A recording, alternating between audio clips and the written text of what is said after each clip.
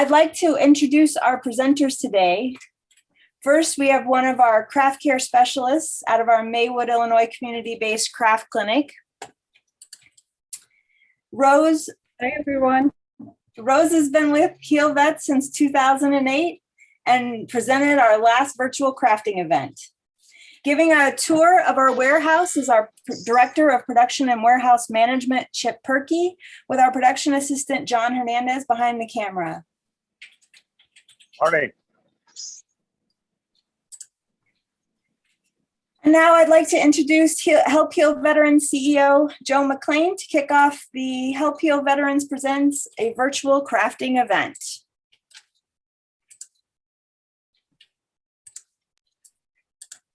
Hey everybody, Joe McLean here, CEO of Help Heal Veterans. Just wanted to welcome you all today to our virtual event today. Hope you have a great time.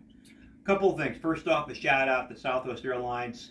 The kits you're using today are made out of upcycled airline seats, which they were generously provided by the Southwest team, and we really are thankful for their partnership and support. Second, we're learning by doing it. As an old aviator, we're flying the airplane at the same time we're building it. What that means is we want to get better providing you a quality service, a quality event. So please, when you get some time, provide some feedback either during the chat or afterwards to let us know so we can keep on doing these. We plan on doing these on a lot more regular basis than we have in the past. And this is provided for you, the folks that we serve, from our kind donors who support Heal Vets and from our great staff who are there to help you. So welcome and hope you have a great time.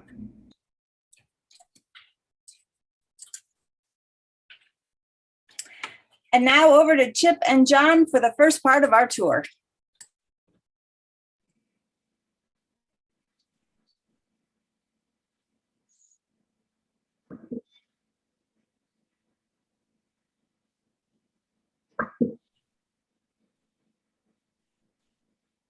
Morning, everybody. Start. Morning, everybody. Welcome to Help Heal Veterans Production Department. Today, we're showing you kind of what we do in here.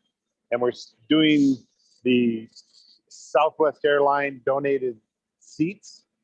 And what we've done is disassembled them. And when we disassembled them, we show Beatrice here is cutting them.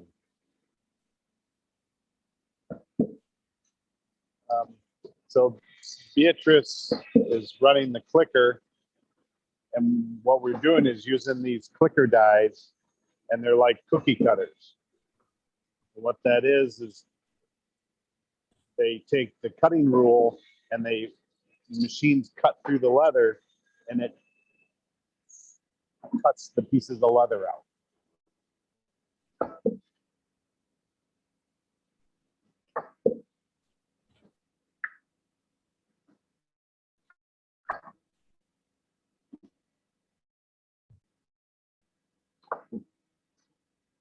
So when that piece of leather is cut out, it has all the holes punched and everything. And you can see how she spins the die. That's why we use this process, because that helps utilize as much material as possible so we don't throw anything away. And we also want to give a shout out to the Elks who have generously offered to assist in helping us pay for postage to get these into your hands. And what we're doing, this is Elk's leather that is being cut for up and coming projects. We have the next mailings that we're going to be working on, and those are going to be Elk's leather craft kits. And what they've done is the Elks have a National Leather for Veterans program. And what they're doing is they collect the leather deer skin that the local lodges that participate in the program collect nationally, and they send them off to a tannery. They have them tanned, and then they provide them to us to use as material to cut craft kits out of. And what Sonia's cutting this morning is she's cutting a leather pouch kit, which I'm pretty confident that most of you have received in one of the more recent mailings. And so this is what she's cutting the deerskin kits for orders right now. And if you notice up on the rack, all those pallets of green wrapped plastic, those are all leather. That's all deerskin leather that the Elks have generously honored us with a donation to turn them into kits for all of you. So it's pretty commendable and a highly respected donation. And one thing that we do is every kit that we manufacture has dies, like you saw the cutting dies. So over here,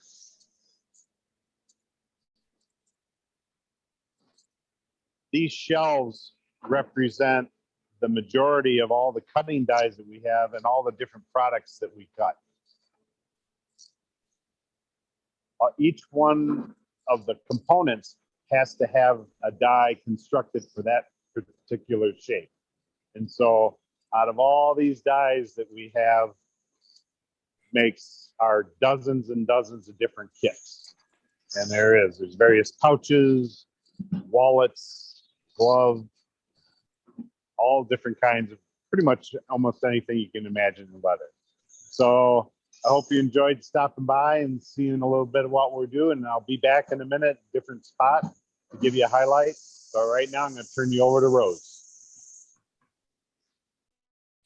Hi, everyone. Today I'm going to show you how to do the luggage tag, which you got in your packet. Here is the sheet right here with the directions. I'm going to talk you through the whole tag. Here it is finished. Now I'm going to show you what you'll need. You have 2 pieces of leather, a plastic window, piece of thread, and a ball chain. So those are the pieces you should have in your kit. I would also recommend, if you have them handy, a pair of scissors, and if you have a business card or a ruler, we might need that later. So to start, we're going to knot the end of your thread, and we're going to do a double knot and try and get the knots on top of each other, so it makes a nice big knot. Now we are not using a needle today because the thread is relatively stiff, so we're not going to use a needle.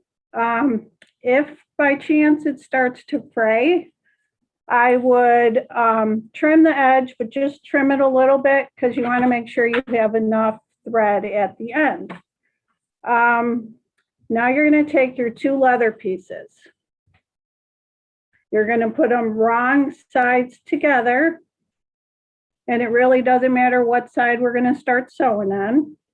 And you're going to split the 2 pieces of leather. So you're going to take your thread and you're going to go in the second hole on whatever side you want to start, so that when you pull, your knot is in between the 2 pieces of leather.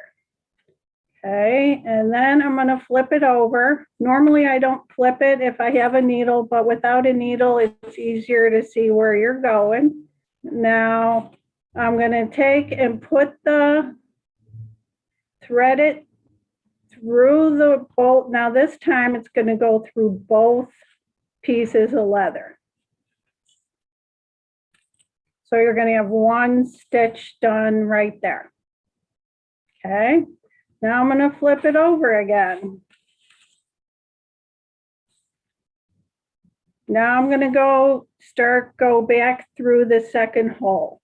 But because, if you can't get it through both holes pretty easily, you might have to open up and push your knot aside so it's not in the way. So there, I'm going to go through this second. I'm going to go through both layers. And then I'm going to flip it. And I'm going to keep going. I'm going to do what's called a running stitch all the way along both sides. Now I do have a couple of tips for you, which might make it easier.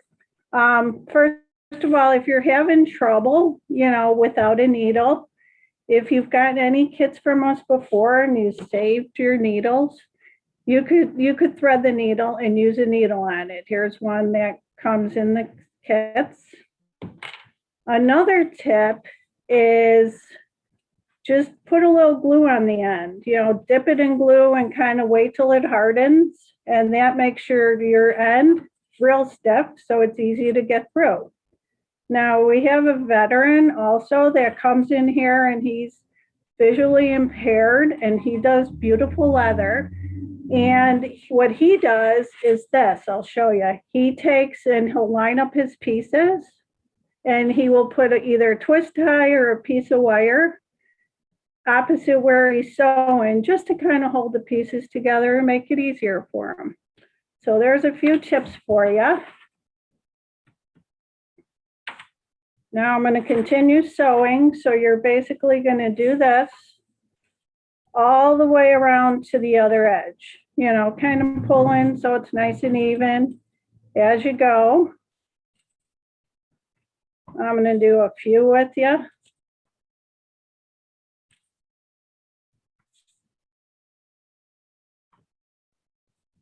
And come across, where you can't poke the thread through because there's a little piece of leather in there. What I'll do is I have an awl, but a pencil works perfectly, or a pen, anything sharp. Just kind of poke it through both sides and your thread will go right through. So basically we're going to continue all the way around the edge, all the way to this side. We're going to give you some time to do that. So Tracy, are there any questions? So no questions right now. So we'll send it over to John and Chip to continue our warehouse tour. Hi, everybody. Welcome back. Hi, everybody. Welcome back. We're in a different area now. We're in the area where we're laser cutting wood kits. These machines cut kits out of wood using lasers. And then this is a butterfly. So what it's going to do is you cut out all these pieces, and the laser is cutting that pattern out onto the piece of MDF wood. And what that does is it all comes together in the panels, and then those panels are inserted in the package, and from there on, they're sent to the facility to distribute to all of you.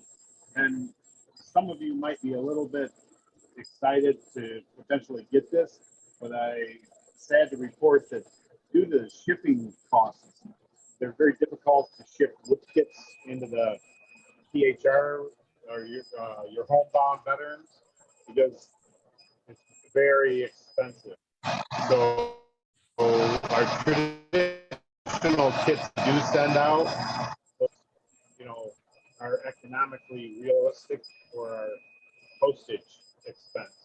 But if we were to try to include a wood kit, if it weighs over a pound, it can go from anywhere to $2 to $3. It can jump up to $20, $25, just one package.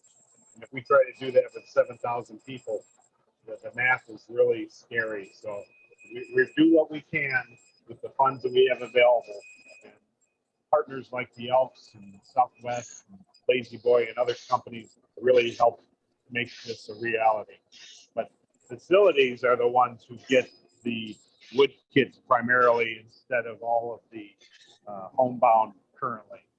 And what we're doing here is going to show you, this is the Southwest Airlines has sent us their seats from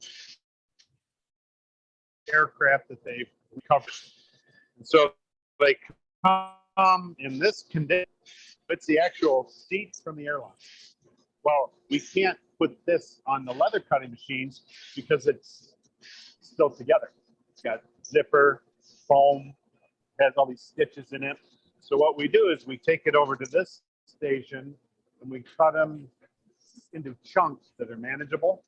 Then we take them over here, and what Caesar's doing is he's taking this disassembled seat part and he's putting it through this cutter, and he's cutting them into these chunks. And what we do then is we disassemble the leather off of the foam, and the foam then becomes a portion of that seat that allows us to cut insoles for moccasin kits out of it. So we cut the insoles out of that. We glue it into the components of the leather moccasin kits, generally Elks leather moccasin kits. And then we package them and ship those out. And so the foam is really a great savings. It's very expensive to get that in. So it really helps assist the program growing. And then, so what we're doing is we have these seats come in every month, of truckload of seats from Southwest Airlines. We disassemble it, and then we put them into craft kits like you saw in the first video. And another thing, since we're standing here, this is a load of wood that we're cutting out of the laser. This will last a little more than a week, maybe two. Depends on the images. Certain images cut quicker than others, but we have a whole lot of different, we're about up to 16 different images, and we're expanding that all the time. We're trying to fulfill all the requests currently that are put into the program. We want to fulfill those before we introduce anything new. And so what we're doing here is, after the pieces of wood are cut, then she will have all the components, the instructions.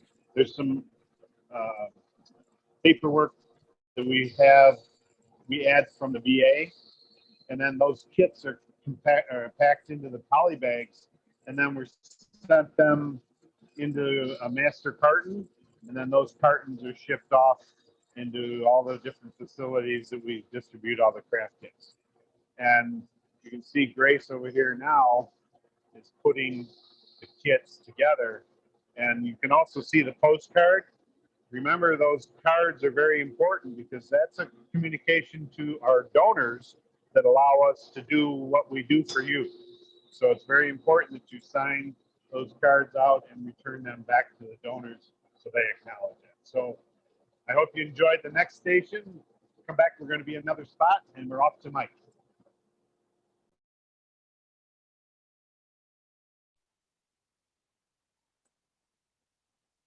Thanks, Chip. Appreciate that.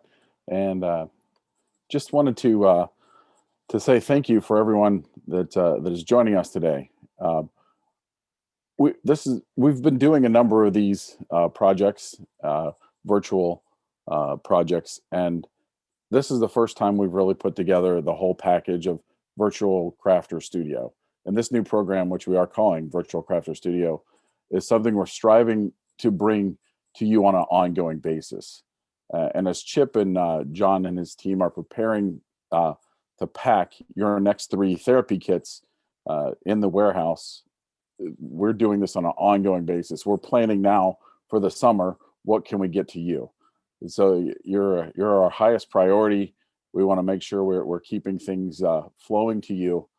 And the next set, as Chip showed you before, are made out of deer skin, and this is generously donated by the Elks. You know, we are a nonprofit, and we survive on donations. And you know, we're not making money at this. We're turning around, and I'm a veteran.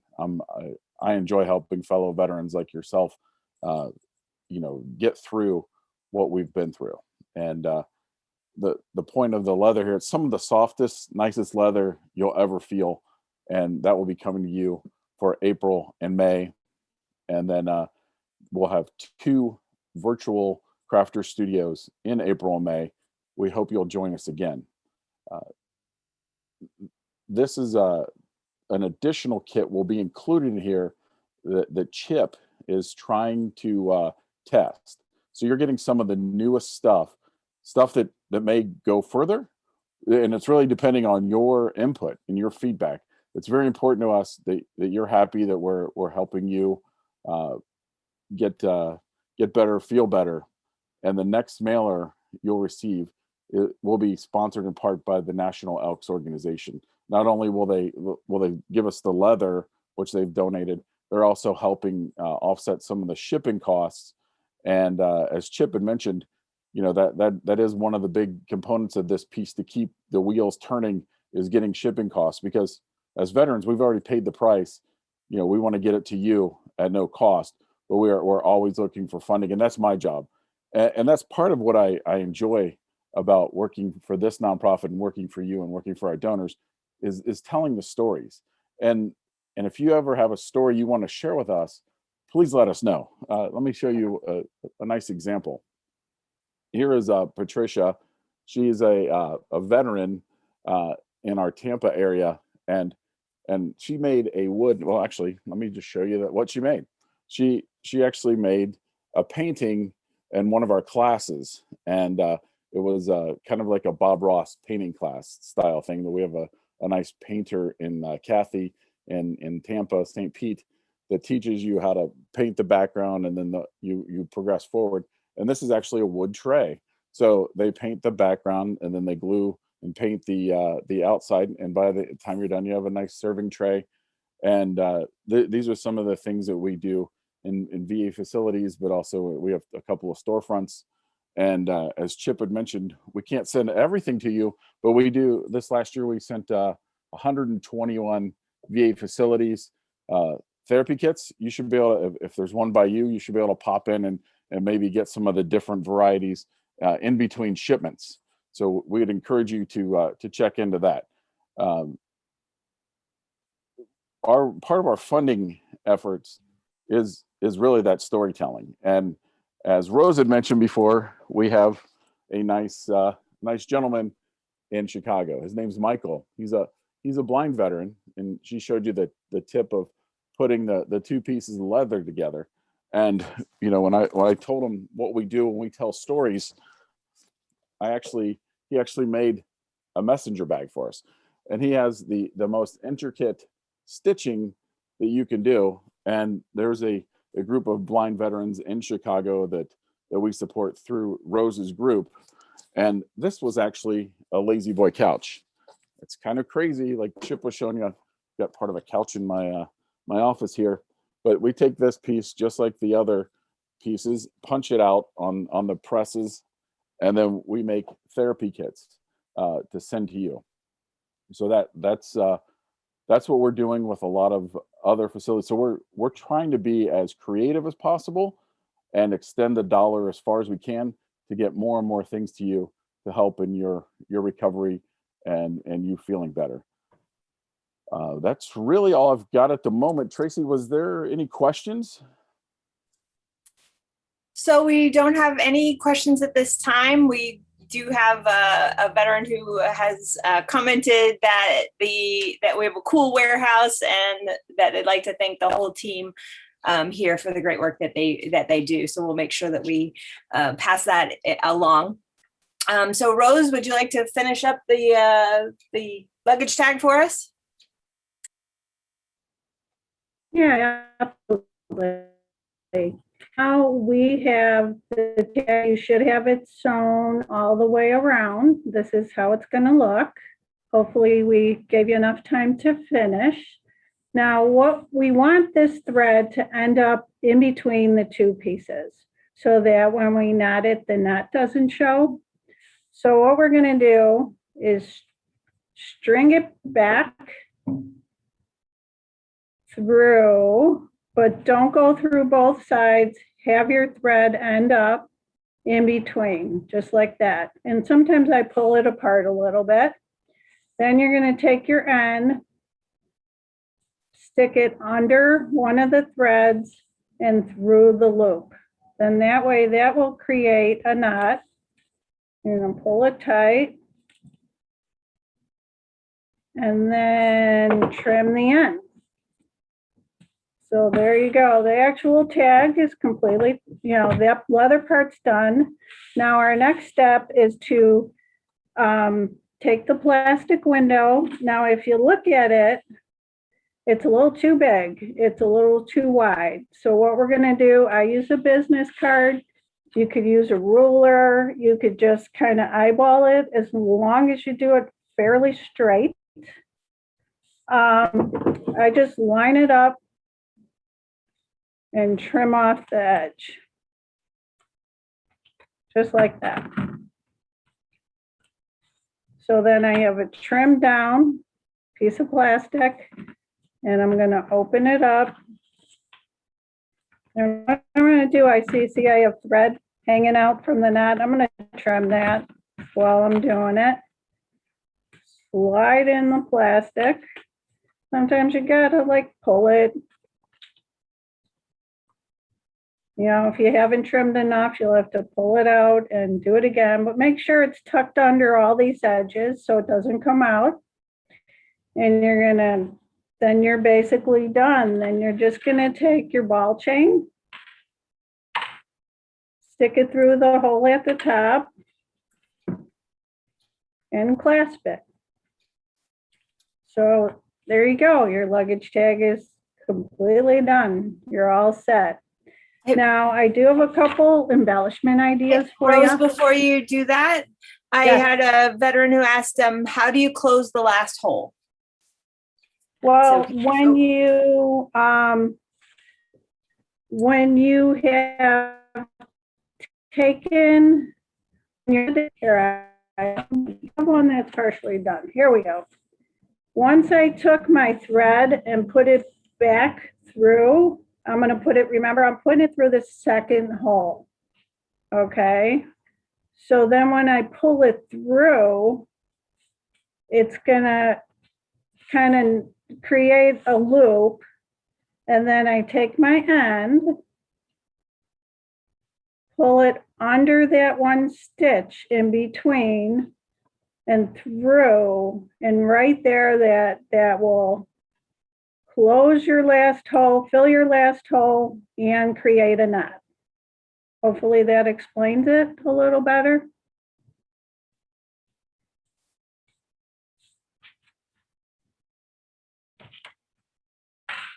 Okay, now I'll continue. If anybody else has questions, please feel free.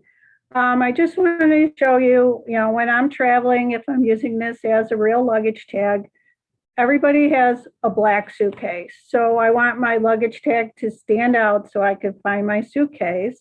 So I've done a few things here. Like this first one, I just took stick-on strips of jewels and stuck them on my tag to make it nice and bright, both sides, so I could see it when it's hanging on my luggage, or if you're just hanging it on your purse or bag or whatever. This second one, I just used paper flowers, and I used brads like from scrapbooking to attach them. I had to, poke a little hole. You could see the back of the brads here. Poked a hole in the leather to get them through. And then the third one is I just used our Vietnam bead kit, made it, and then just hooked it on my tag. So this will be, real noticeable if you're traveling.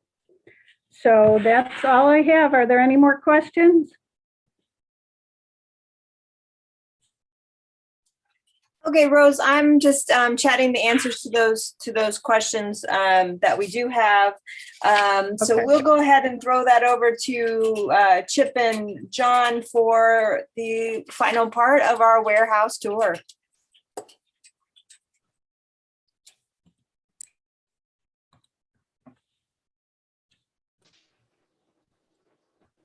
Hi, everybody. Welcome back to the wood shop. I'm yelling because it's a little loud in here, but this is our wood shop. This is where we're cutting wood kits. So the guys have a miter saw, and we ripped and slotted the wood for a component that needs, it's probably a drawer side.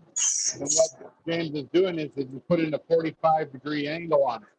And he's cutting several at a time to keep the efficiency of the operation minimal. And then what Andrew's doing is he's running a drill press and he's drilling the hole in the base for the desktop flagship. So all of these parts generally need to have something done to it, be it a drill, angle, rip. But we start off with full units of lumber. And they're coming in sheets like this, which is a real nice pine finish. And what that does is that we rip it into those required width on the table saw. And the table saw is done over here, and that apparatus that's on top, that's an automatic feeder. So the guys leaded the wood in one side, and it goes out the other into the rip side. And they keep ripping it down until it gets that sheet used, and they repeat it. And then what we're doing over here, this is our die cutter. This machine die cuts wood panels.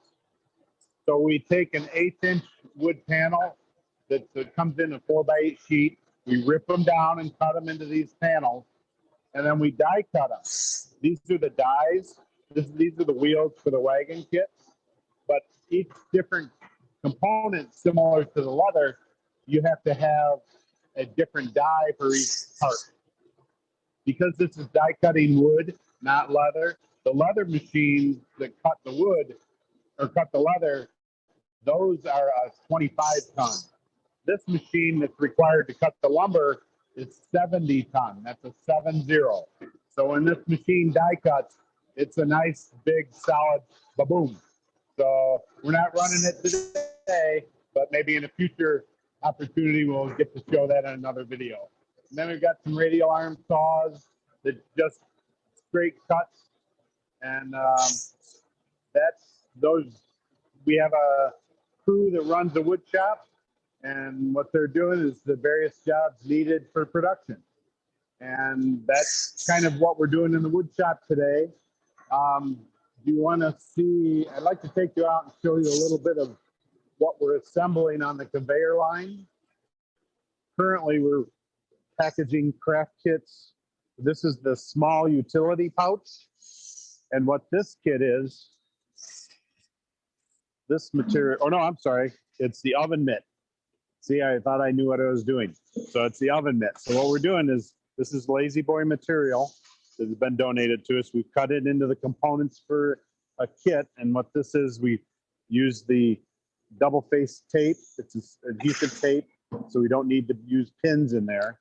And then we have the thread and the needle and the instructions on how to assemble it and all the components. And what those items are done, the different components are packaged. Each station has a responsibility of any certain given parts. And those parts are put into each package as it comes down the conveyor line, and they put them into the bags, and they go to the end and sealed. So we started at the end of the line, and now we're going back to the first. And you can kind of see that as we're putting them into the package, how important those donor cards are. They go in every craft kit that we package. So I hope you enjoyed our visit into the production department today. Tracy, is there any other questions that need to be answered? I'll No. turn it over to you. Okay. No, I don't have any more questions. Chip, I got one. Okay. When's the next, everybody's going to ask, when's the next mailer going out, or when's our next event?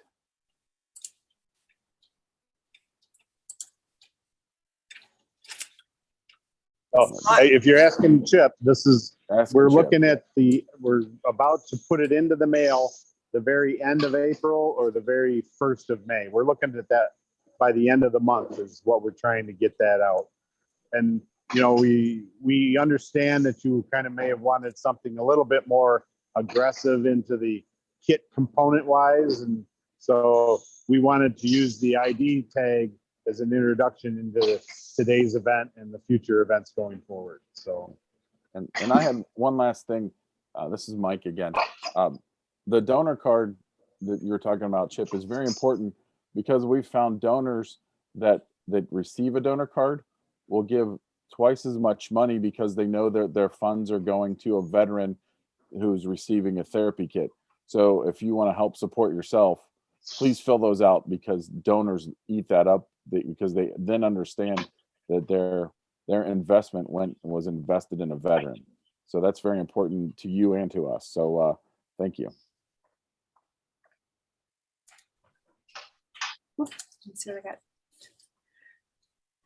So we did have some of the veterans said thank you for providing the kits. They're very helpful.